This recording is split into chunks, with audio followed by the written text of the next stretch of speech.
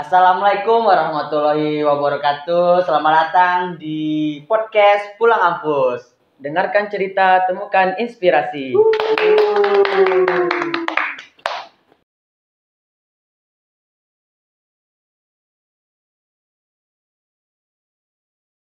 Ya, sekarang kita lagi ada kedatangan tamu dari mahasiswi Prodi Komunikasi Pendidikan Islam. Yang kata-kata sih kakak nih so sibuk sih. Dan dengar-dengar kakak ini kan dari Duta Inspirasi Indonesia. Ya, kita sambut sekarang Kak Sophia. Halo, Anyong. Gimana kabarnya Kak? Alhamdulillah baik. Kabar KPI gimana kabarnya? Alhamdulillah baik. Baik. Kan tadi kata Fajar bilang kakak kan sok sibuk. Apa sih kesibukan kakak di luar kuliah selain kuliah nih ya? Nah, kalau soal so sibuk, dibilang so sibuk nggak sih? Nggak so sibuk ya, tapi emang beberapa waktu ini agak sibuk aja dikit.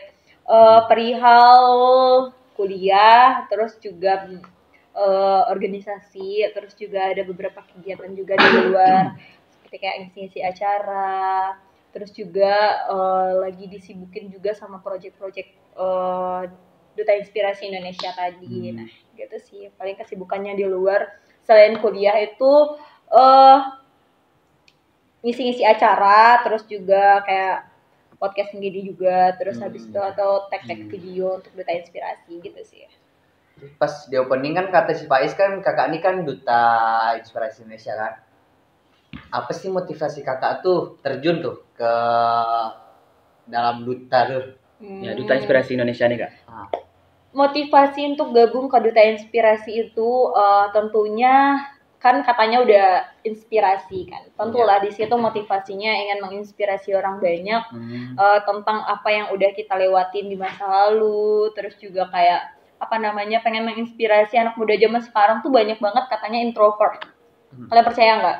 Kayak malu bertanya, terus malu mengapresiasikan dirinya di sosial media, terus malu untuk ngomong banyak hal tentang diri dia. Nah, tujuan aku masuk ke Duta Inspirasi itu untuk menginspirasi orang banyak biar lebih percaya diri lagi, nggak introvert lagi, terus juga mau mengapresiasikan diri dia tuh terhadap dunia dia gitu loh. Jadi nggak malu untuk membangun personal branding di sosial media. Contoh kayak yang di Instagram aku, kalau kalian lihat-lihat tuh aku banyak banget kayak masukin a day in my life, terus juga video-video membangun motivasi agar teman-teman itu ngerasa diri dia, oh ini skill gue nih di sosial media gitu loh, gue pengen nunjukin ke orang-orang bahwa sebenarnya gue tuh bisa loh menjadi seperti ini. Maka dari itu aku pengen menunjukkan ke orang-orang banyak bahwasanya aku bisa menginspirasi orang banyak agar jauh lebih baik gitu. Itu motivasi aku untuk ikut. Tuh pas masuk tuh ribet nggak sih kak? Kalau untuk daftarnya enggak ribet sih. Tentu yang bikin ininya tuh adalah seleksinya. Menyaring dari ratusan orang yang daftar hingga menjadi satu orang pilihan dari setiap provinsi. Nah, di Duta Inspirasi Indonesia itu ada 38 provinsi yang ada di Indonesia, dan setiap provinsi itu mempunyai satu branding duta, laki-laki dan juga perempuan gitu. Tadi kan kakak bilang ini kan Duta Inspirasi Indonesia ini kan ada seleksinya.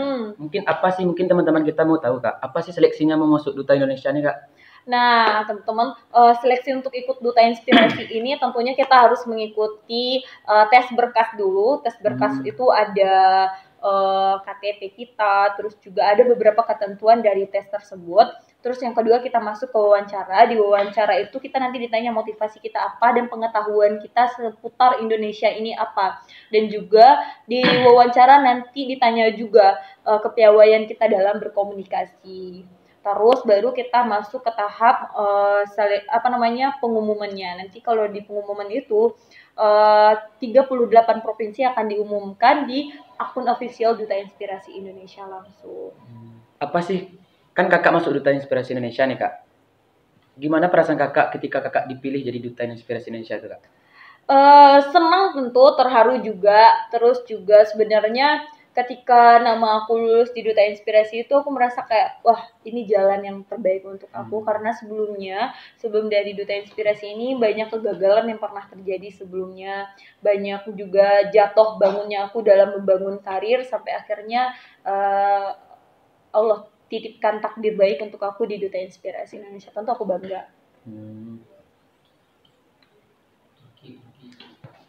Kan kemarin pas kan nih stalking Instagram kakak kan, ada ngeliat kakak di Turki. Dan Pak Is pas dengar kakak kan masuk Sibaksip ke Turki kan kak.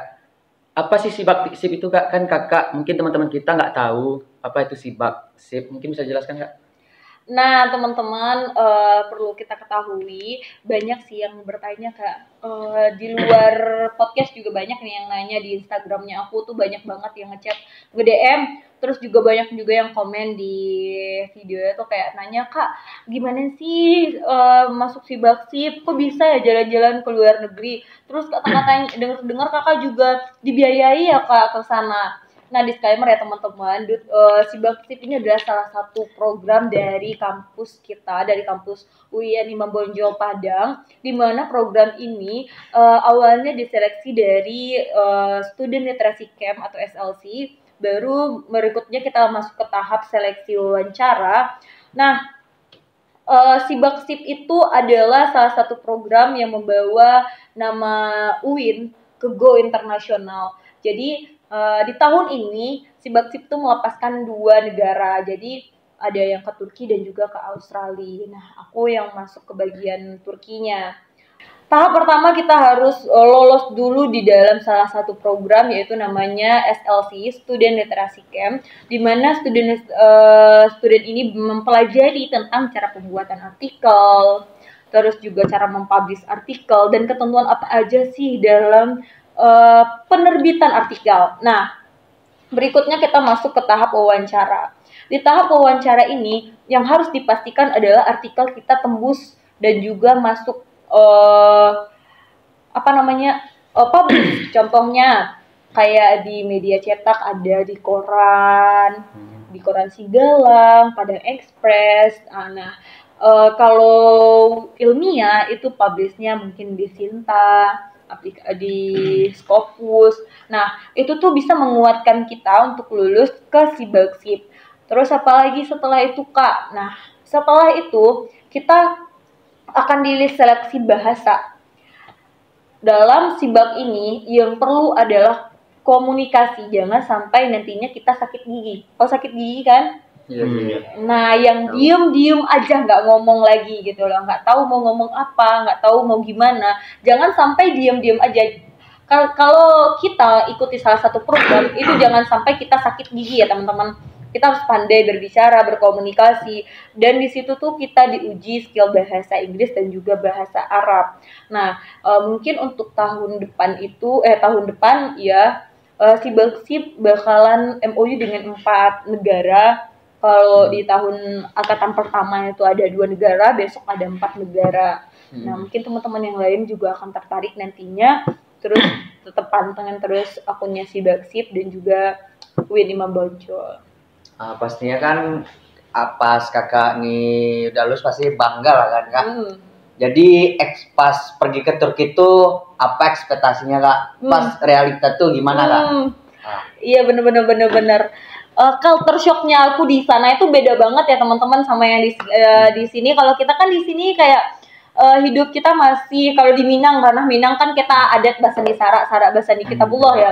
Ketika aku di sana itu adalah pengalaman pertama aku ke luar negeri yang jauh juga, dan itu culture budaya kita juga sama negara itu berbeda. Ternyata negara Turki itu kalau dibilang negara Turki adalah negara yang beragama banget, yang yali-yali, ternyata sampai di sana nggak terlalu yang ini banget, agamis banget. Karena kami kemarin datang ke Turki itu di bagian Eropanya. Turki itu kan adalah bagian 2 negara yang masuk ke benua Eropa dan juga benua Asia.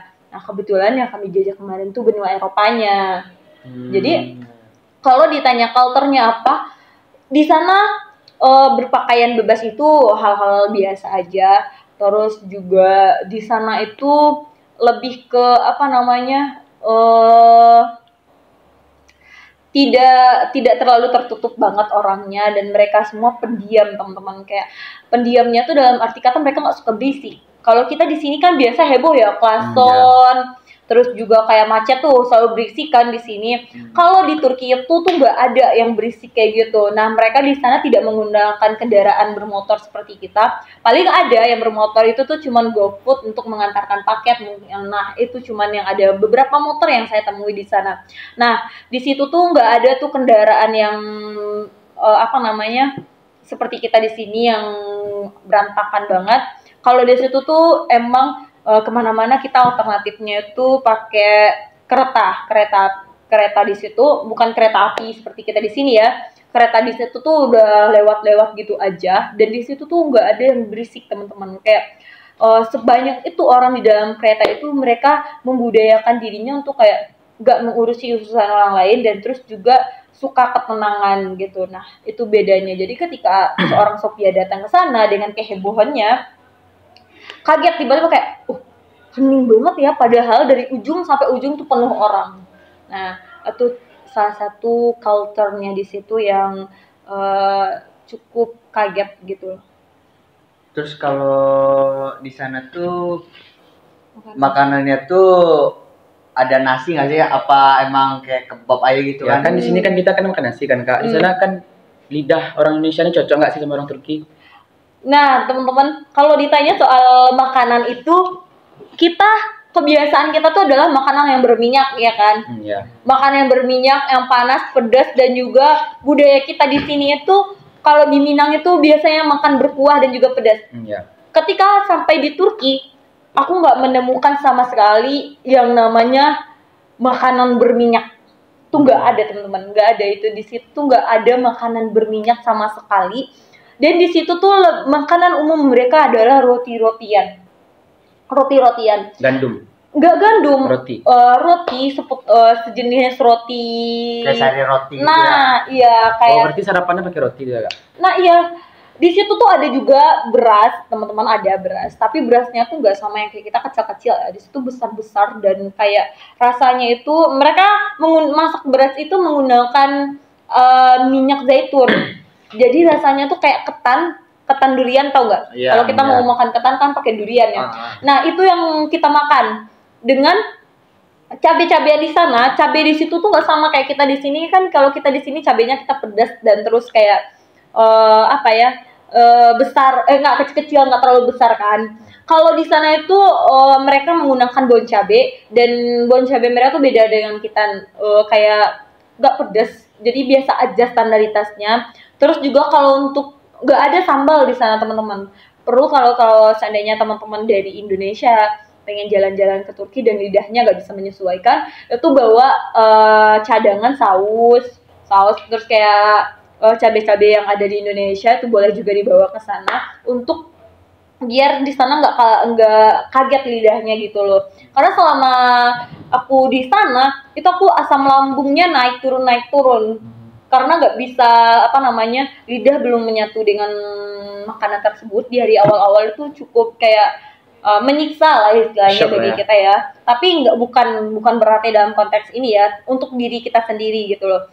Karena kan makannya kayak roti-rotian, jadi kayak bingung, perut kita tuh yang butuhnya nasi kan, jadi kita ketemunya roti di situ. Dan ketika makan nasi di situ tuh ada kari teman-teman, jadi karinya tuh beda.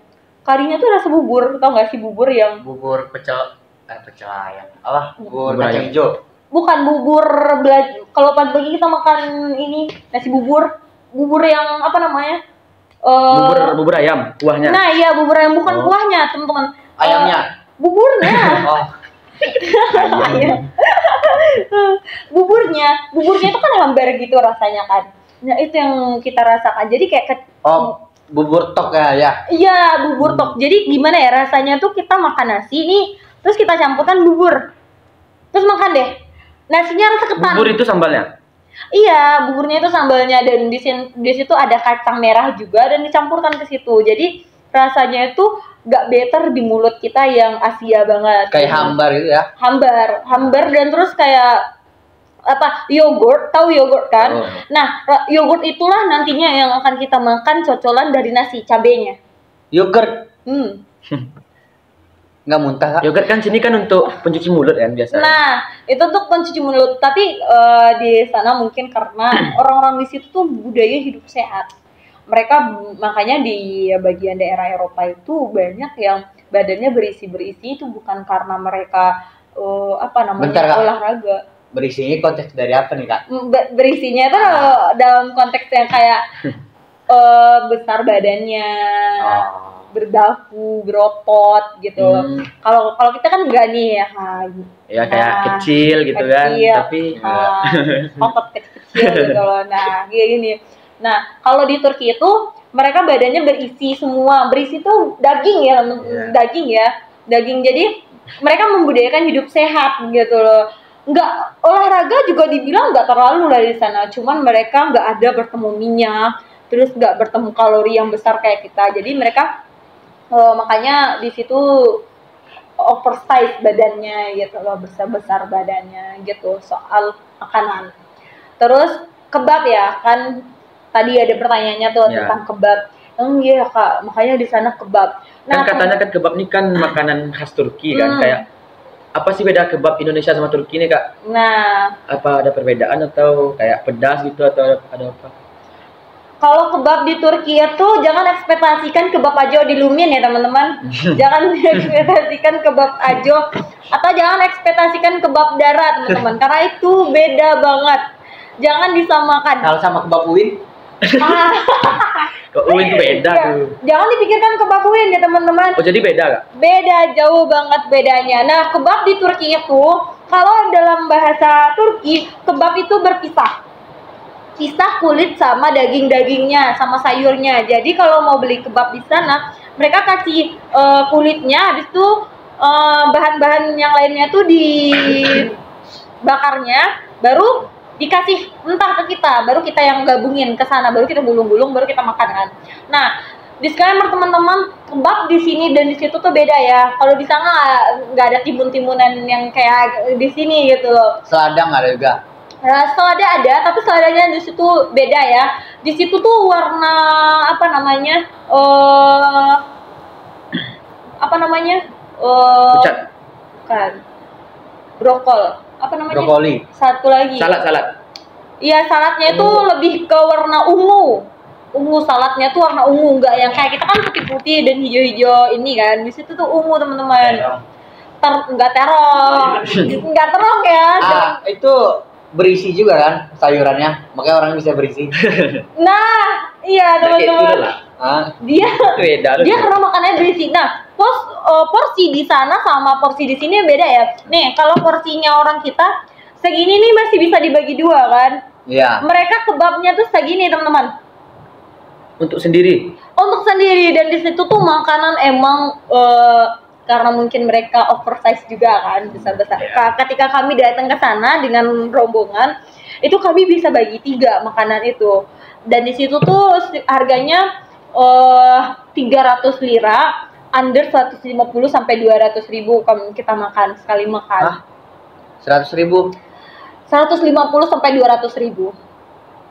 Itu sekali makan. Nah, tapi teman-teman di situ tuh makanannya bisa dibagi banyak-banyak, bisa dibagi kayak 7 orang bisa. Ya kalau pengen makannya cuma segini bisa dibagi 7. Kalau mau hemat Ntar bisa ya kan. Kayak daging kambing. Nah, sebentar Kak, kan Kakak ini kan kita makan bahas makanan kan. Ini penasaran nih. Kan mata uang di sana lira kan Kak? 1 lira itu berapa Kak? Lira di situ tuh murah tahu teman-teman. Di situ tuh 1 lira, kalau kalian tanyain 1 lira itu cuman 500 rupiah. Tapi 3 lira katakan 150 ribu. Berarti 300 lira. Oh, 300 lira. Nah, di sana kan lagi ini ya inflasi. Kalau inflasi itu harga semua barang lagi naik. Harga barang di situ lagi naik dan mata uang mereka jadi turun. Dulu 1 lira itu sama dengan kita 1000 rupiah. Tapi karena adanya inflasi, mereka jadinya turun mata uang dan harga naik. Harga naik Bukan hanya itu, biaya sekolah, biaya pendidikan juga di sana lagi naik. Dulu kan kalau mahasiswa di sana itu satu semester 4 jutaan. Tapi sekarang udah sampai 20 juta. Penaikan harganya tinggi, tapi mata uangnya nurun. Tuh penyebabnya itu bisa naik, tahu Kak? Semua negara itu loh mengalami juga inflasi. Kalau kita kemarin tuh inflasinya kita bensin. Iya. Bensin kan dulu harganya cuma berapa kan? Sekarang 7,5. Sekarang udah 12.000. Nah, hal itu tuh terjadi di setiap negara-negara karena itu tuh termasuk ke perekonomian negara kan. Nah, kayak gitulah di situ. Berarti rupiah masih lebih tinggi sekarang daripada uang Turki, Kak? Kalau dibilang rupiah tinggi, memang tinggi, tapi biaya hidup di Turki jauh lebih tinggi daripada nominasi uang kita di sana di sini. Kita kalau bawa uang ke Turki cuma 1 juta, kita tahan hidup di situ paling lama 2 hari. 2 atau 3 hari 1 lah. 1 juta 2 hari. Di sini 1 juta bisa. Kalau di sini kan 1 juta kita bisa beli banyak hal kan. Nah, kalau di situ tuh gak ada harganya yang murah teman-teman, nggak ada gantungan kunci aja itu sampai 20 lira, 30 lira. Kalau di sini kan masih ada yang goceng ya 5.000, ada yang 10.000. Nah, terus pas di Turki nih Kak, ada nggak sih cerita-cerita lucu kayak gitu? Nah, ya kayak apa sih kerendoman orang Turki itu, Kak? Kan Kakak terkejut gitu kayak. Kalau lucunya itu dari kisah Turki ya. Kalau orang Turki tuh mereka pendiam teman-teman, gak ada yang kayak apa namanya. Berarti introvert ya Kak? Nggak introvert sih, tapi emang budaya culture mereka tuh emang. Budayanya emang pendiam. Iya, pendiam. Tapi ada hal-hal lucunya adalah kalau di situ tuh bebas berekspresi. Nah, bebas berekspresi. Kalau di sini. Berarti sebentar Kak. Berarti kalau bebas berekspresi itu berarti emang cowok itu bisa pakai begini. Enggak lah. Begini. Saya nanya kan. Iya, boleh. Nah, konteksnya apa dulu Kak? Nih berekspresinya konteksnya apa? Nah, ini ya teman-teman, kalaupun kita bebas berekspresi bukan berarti kita bebas vulgar ya di sana. Tuh, enggak. Bebas berekspresi itu mereka bebas ngapain aja, bebas mau gimana pun mereka bebas di sana dalam konteks kita tidak mengganggu mereka. Di situ tuh enggak ada yang kayak kita di sini. Kalau kita di sini tuh kan ada undang-undang pelecehan atau gimana, terus kayak nggak boleh pelukan berbuat mesum atau gimana gitu kan. Tapi kalau di sana tuh biasa aja yang kayak bukan berarti yang berbuat mesum atau gimana ya, maksudnya hubungan instan tuh biasa di sana asalkan kayak nggak usah mengganggu mereka gitu. Terus kayak kami pernah juga sih cerita lucunya itu. Kami waktu itu naik eskalator kan pertama kali kita datang ke Turki itu kita menggunakan yali-yali ya teman-teman. Nah, pakaian tertutup gitu. Karena ekspektasi kami awalnya adalah negara Turki ini adalah negara yang Islamnya kental gitu ya? Iya, Islamnya kental. Jadi kalau kita ke sana tuh kayak, kita harus bawa gamis nih, nggak mungkin enggak. Karena pikiran kami sama dengan tanah haram di Mekah gitu loh. Kita pakai yang tertutup, pakai yang jilbab panjang. Ternyata di sana itu tidak ada konteks yang mengharuskan kita pakai yali-yali. Ternyata di situ tuh mereka bebas aja berpakaian mereka dengan kalau yang cewek pakai begini mereka bebas aja, nggak ada masalah. Maksudnya pakai crop top ya kalau kita di sini kita pakai crop top, kita di sini tuh di sana tuh bebas aja, nggak ada yang kayak melarang mereka menggunakan di sini negara Islam, nggak. Di situ juga Islam modernisasi gitu. Islam KTP lah kalau kita ya. Iya. Bentar Kak, kan berarti mayoritas orang Turki ini agamanya apa Kak? Islam. Mayoritasnya Islam. Mayoritas Islam, tapi budayanya kan kayak. Iya, budaya mereka tuh berbeda ya. Nggak tahu deh di sini boleh membahas konteksnya mau apa atau gimana. Nah, pas waktu Kak di Turki itu kayak kena rasis Kak nggak sih Kak? Soalnya Kak kan dari Asia kan. Asia kan badan kecil gitu kan, pendek. Kan orang Turki itu kan nggak berisi. Benar, ya kayak cepet. Iya teman-teman. Kalau di sini di Indonesia 165 itu kan udah tinggi kan. Ya. Kalau di Indonesia 165 itu udah tinggi. Ternyata kalau di sana 165 itu baru segininya mereka teman-teman. Segini. sebahu mereka gitu loh. Tapi mereka di situ tahu bahwa orang Asia tuh kecil-kecil badannya. Jadi ketika kita datang ke sana mereka udah paham, oh ini ya katanya Indonesia. Mereka udah tahu kita. Mereka tahu perbedaan Indonesia dan Malaysia itu gimana di sana gitu. Jadi ketika kami ke sana, mereka nggak rasis, malahan mereka senang dengan orang Indonesia. Karena senang gimana nih Kak? senangnya mereka orang Indonesia ini kan gampang banget di ini kan ya, dirayu-rayu ya untuk dibodoh-bodohin. Enggak, lu bodoh-bodohin. Nggak dibodoh-bodohin ya teman-teman, nggak dibodoh-bodohin. Maksudnya tuh orang Indonesia tuh kan seganan orangnya ya.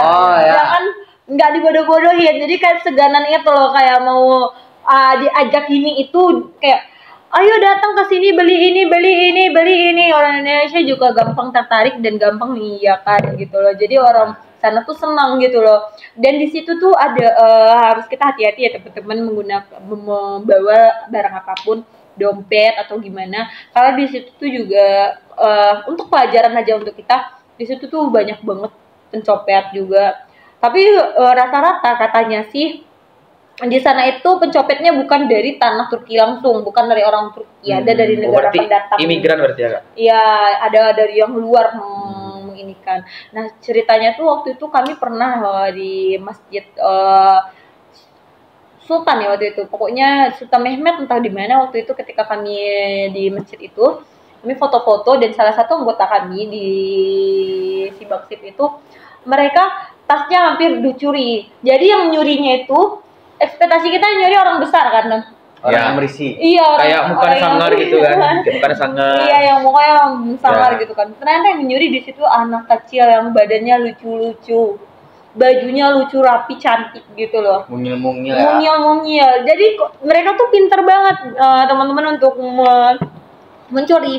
Jadi ini mereka nih dua orang. Mereka ngajak kita ngobrol, muji-muji kita dulu, kayak wah kakak ini cantik, nggak tahu baik itu gimana. Nanti pakai bahasa. Mereka pakai bahasa Turki, tapi mereka mengisyaratkan karena mereka tahu kita pengunjung di sana. Mereka kayak melihatkan kayak senyuman-senyuman manis kakaknya gitu. Ini senyum ya. Iya, jadi kayak kita tenang dan tertarik kan. Tapi ketika kita lengah, mereka ngambil tas itu. Berarti kan bener tuh Kak, gampang dibodoh-bodohi. Bukan gampang dibodoh-bodohi ya teman-teman. Orang Indonesia itu kan adalah orang yang senang berbaur dan bersosialisasi ya. Dan keunikan orang Indonesia itu adalah suka dengan terhadap anak-anak kecil. Jadi ya kayak gitu juga lah terjadi sama orang-orang yang kita bawa kemarin itu, karena senang melihat anak-anak. Nah, gitu sih. Jadi kan kita ini kan nguas Turki ya Kak. Ini penasaran nih Kak. Menurut Kakak nih, mana gantengan orang Indonesia apa Turki sih? Sejauh ini masih ganteng kalian, nggak bercanda. Alhamdulillah. Masya Allah. Ganteng, babang tampan, babang bajar. Ini jujur Kak, apa Kak? Nah, menurut Kakak pribadi? Ini harus jujur banget. Ya, kalau bisa ya. Bohong dikit lah gitu ya. Terang Kakak lah ya. Oke. Wajah orang Eropa itu senada semua teman-teman. Senada. Sama aja, datar. Warna kulitnya kan kita kan ada sawo matang, putih. Mereka di sana kalau putih banget, hitam banget teman-teman. Nggak ada yang Turki ada orang hitam. Pendatang biasanya ya. Tapi kalau kulit murni orang di sana tuh putih-putih. Putihnya bukan putih albino ya, putih tapi nggak albino. Jadi mereka putih kayak gitu. Jadi nggak sama kayak kita yang ada sawo matangnya, ada yang tingkat putihnya segini segitu, nggak. Kalau di sana itu mereka senada, tahu nggak? Maksudnya senada itu muka mereka, kalau kita ngelihat wajah orang Indonesia Asia itu tuh kan beda-beda ya. Jadi kayak misalnya nih Fajar identiknya matanya sayu-sayu gitu loh. Sayu-sayu. Terus kita lihat sama ini Faiz. Iya Faiz kan? Iya Faiz. Nah, Faiz cenderung matanya tuh kayak turun ke bawah tapi nggak sayu gitu loh. Nah, sulit bagi kita. Yang mana ya tadi?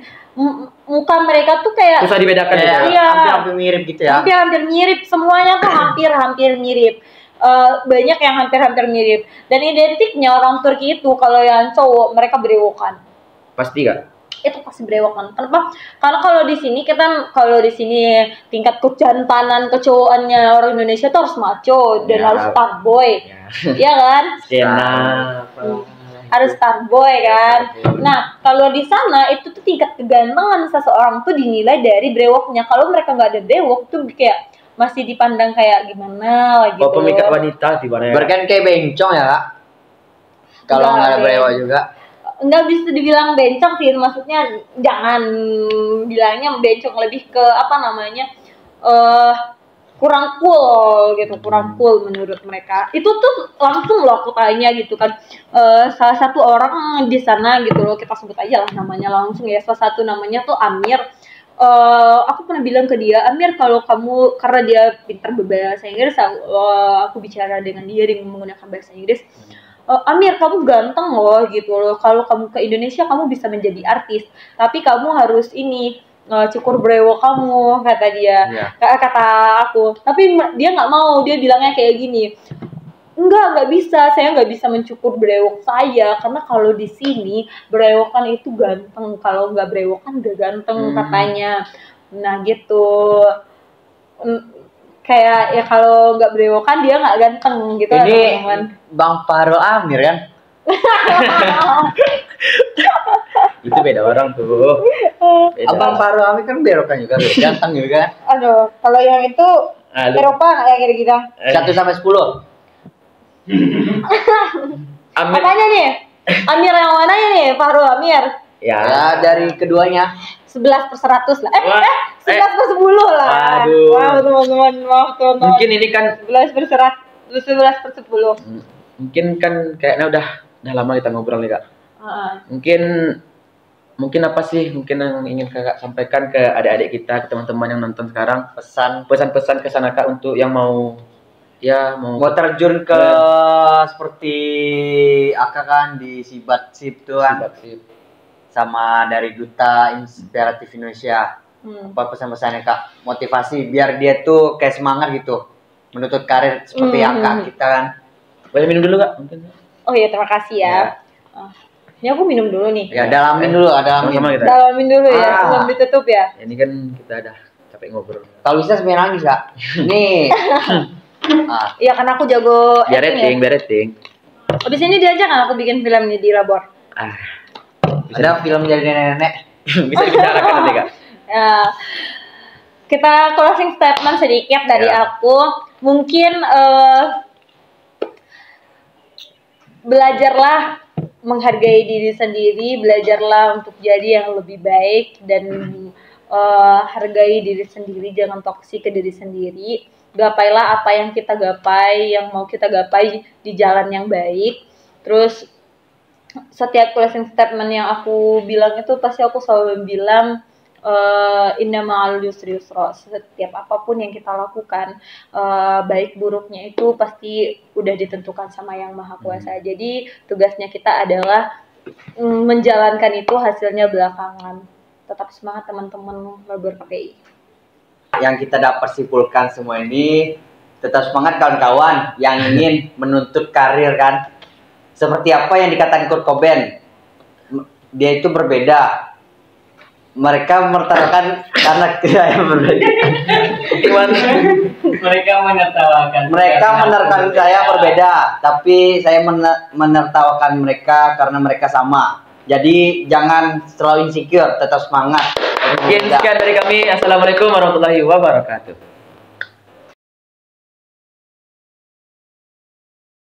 Ini nama serius seperti tadi. Iya, aku lupa.